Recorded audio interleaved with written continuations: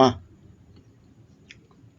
bakit ang sama ng lasa na itong Mentos dito sa aparador na nilagay mo?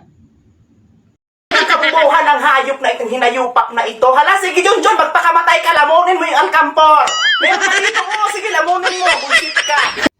Ma, hindi mo pala sinabi, alkampor yun. Sana hindi ko na, yun, nakala ko kasi Mentos. Dapat nilagyan mo na Mentos yung dinala, dito, Mentos ba o alikampor?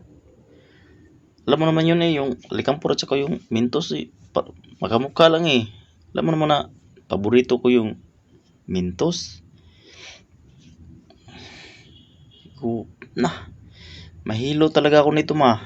Bakit mo kasi hindi dapat nilagyan mo ng pangalan bago mo nilagay dun?